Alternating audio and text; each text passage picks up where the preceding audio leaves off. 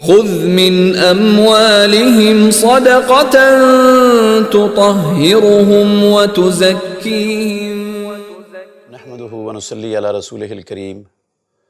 سونے، چاندی اور نقدی، اس کا نصاب اور اس میں سے کس طرح اور کتنی زکوٰۃ ادا کرنی ہے، اس حوالے سے دو احادیث آپ کے سامنے رکھتا ہوں۔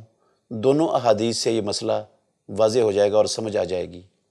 پہلی حدیث ہے ابو سعید خدری رضی اللہ تعالیٰ عنہ بیان کرتے ہیں، رسول اللہ صلی اللہ علیہ وسلم نے فرمایا لیسا فیما دون خمس اواقن صدقہ، 5 اوقیوں سے کم اگر چاندی ہو تو اس میں زکوٰۃ نہیں ہے۔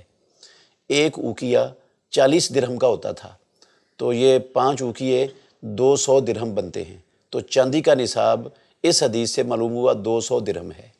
حضرت علی رضی اللہ عنہ سے مروی حدیث ہے، سنن ابو داود کتاب الزکوٰۃ میں فرماتے ہیں کہ رسول اللہ صلی اللہ علیہ وسلم نے فرمایا فَإِذَا كَانَتْ عِنْدَكَ مِئَةَ دِرْہَمٍ وَحَالَ عَلَيْهَا الْحَوْلُ، جب تیرے پاس 200 درہم چاندی کے ہوں اور ان پر سال گزر جائے، فَفِيهَا 5 دراہم، تو ان میں سے 5 درہم زکوٰۃ ادا کی جائے گی۔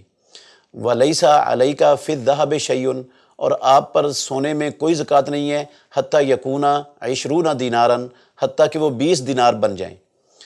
تو جب 20 دینار سونا تیرے پاس پہنچ جائے گا، فَفِيهَا نِصْفُ دینار، تو اس میں سے آدھا دینار زکوٰۃ ادا کی جائے گی۔ فما زادہ فبحساب ذالک، 200 درہم سے یا 20 دینار سے جتنا زیادہ ہوگا تو اس حساب سے زکوٰۃ اس میں سے ادا ہوتی رہے گی۔ تو یہ 200 درہم چاندی اور 20 دینار سونا، یہ ان 2 احادیث سے ان کا نصاب ثابت ہوتا ہے، سونے اور چاندی کا۔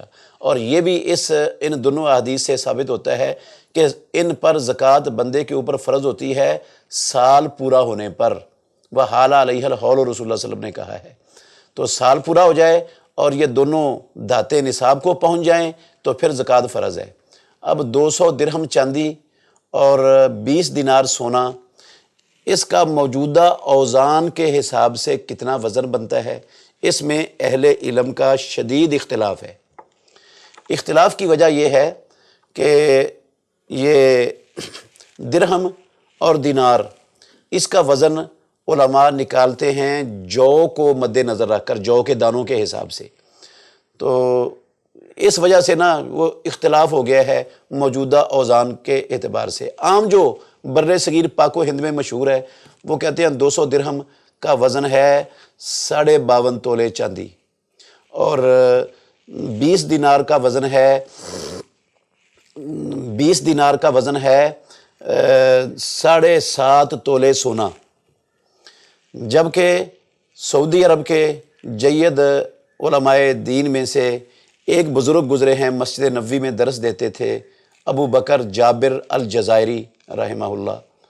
انہوں نے بھی اپنی کتاب الجمل فی الزکوٰۃ میں لکھا ہے، اور ڈاکٹر عبداللہ طیار ہیں قصیم کے رہنے والے، انہوں نے بھی اپنی کتاب کے اندر لکھا ہے کہ جو 200 درہم ہے ان کا وزن بنتا ہے 460 گرام، اور یہ 460 گرام بنتے ہیں 40 تولے، 52.5 کی بجائے 40 تولے بنتے ہیں۔